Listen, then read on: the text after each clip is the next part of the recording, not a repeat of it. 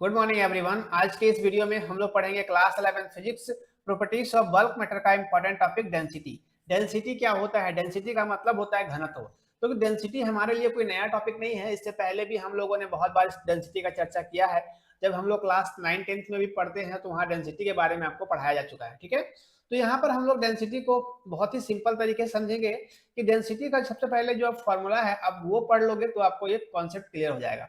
तो डेंसिटी जो होता है घनत्व, वो किसका रेशियो होता है? मास पर यूनिट वॉल्यूम। किसी भी ऑब्जेक्ट का या फिर किसी का हमको डेंसिटी पता करना हो तो उसका हमको मास पता होना चाहिए और उसका वॉल्यूम पता होना चाहिए, तब हम उसका डेंसिटी फाइंड कर सकते हैं। ठीक है, तो density equal to mass per unit volume. तो ओवरऑल जो हमारा जो डिफिनेशन निकल के आता है, density is defined as, density को हम लोग कैसे डिफाइन करते हैं? The mass per unit volume of a substance. मतलब जो डेंसिटी है वो रेशियो है किसका? मास पर यूनिट वॉल्यूम का। जैसे कि यहाँ पर आप देखते होंगे कि कोई भी ऑब्जेक्ट जो है नदी में, कभी कभी कोई ऑब्जेक्ट डूबता है और कोई कोई ऑब्जेक्ट नहीं डूबता है। इसका कारण क्या होता है?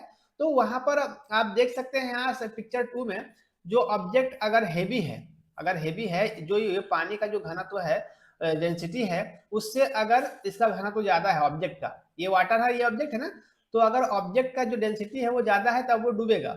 लेकिन अगर इस वाटर से अगर इसका डेंसिटी कम है तो ये उसके सरफेस पर, वाटर के सरफेस पर तैरने लगता है। ठीक है, तो वो जो देखते हैं आप लोग कभी कभी कि कोई पत्थर डालते हैं तो पत्थर पानी के अंदर डूब जाता है, लेकिन जो हम लोग कोई फॉर्म का चीज डालते हैं या फिर बॉल डालते हैं तो वो उसके सरफेस पर तैरने लगता है। जैसा कि आपको पिक्चर 3 में भी आपको दिख रहा है कि यहाँ पर ये ऑब्जेक्ट जो है ये यहाँ पर तैर रहा है। तो इसका कारण क्या है?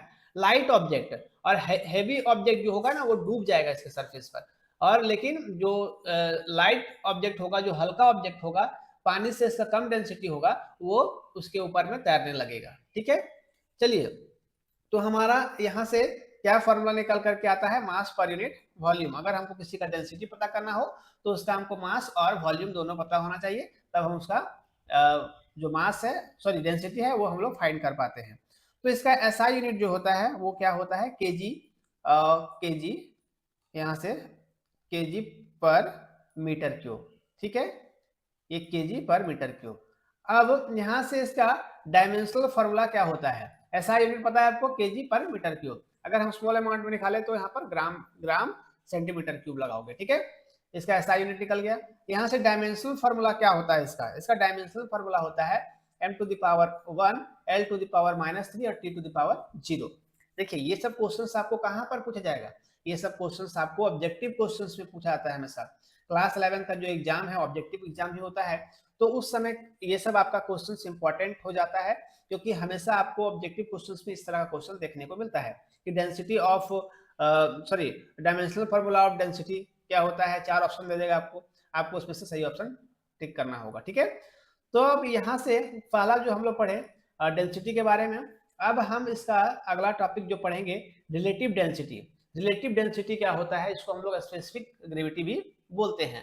तो रिलेटिव जो डेंसिटी है उसको हम लोग कैसे डिनोट करेंगे? Relative density equals to density of substance. Substance का डेंसिटी वो कितना है, और डेंसिटी ऑफ वाटर। देखिए, यहाँ पर आप ये देख सकते हैं लेयर, यहाँ पर जो लेयर है वो क्या का है? वाटर का लेयर है ये, और यहाँ पर ये देखते हैं आप लोग ऑयल का लेयर है। ठीक है, तो देखिए, जब भी आप पानी में ऑयल को डालते हो तो वो ऊपर तैरने लगता है। क्यों? क्योंकि पानी से ज्यादा डेंसिटी किसका होगा?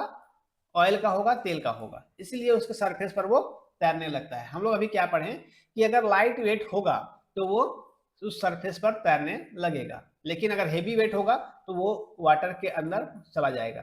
ठीक है, तो रिलेटिव जो डेंसिटी है वो बेसिकली रेशियो है किसका? Density of substance per unit density of water.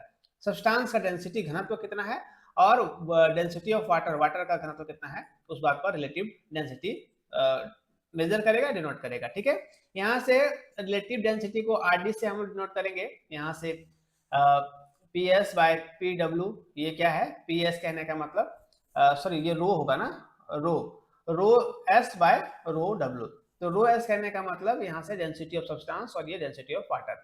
इसका कोई भी ऐसा यूनिट नहीं होता है, इसके लिए आप इसको ब्लैंक छोड़ दोगे। यहाँ से इसका डायमेंशनल फार्मूला जो होता है ये यूनिटलेस होता है ना, इसका dimensional formula m⁻0 L to the power 9 और यहाँ से T टू द पावर 0 होगा। ये इसका डायमेंशनल फार्मूला है, ठीक है। अब जो हमारा ओवरऑल इसका डेफिनेशन निकल करके आता है वो क्या निकलता है, relative density is the ratio of the density of substance to the density of water at 4 degree Celsius, ठीक है। जो रिलेटिव डेंसिटी है वो रेशियो बेसिकली किसका किसका, डेंसिटी ऑफ सब्सटेंस, सब्सटेंस का density to the density of water at 4 degree Celsius, है ना।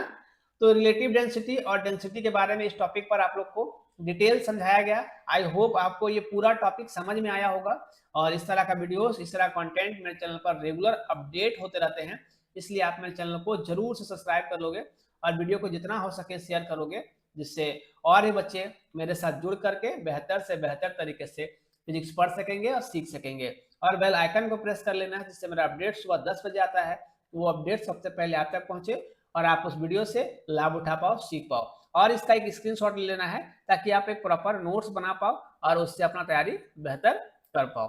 मिलते हैं ऐसे ही मजेदार वीडियो के साथ, तब तक थैंक यू, टेक केयर, जय हिंद।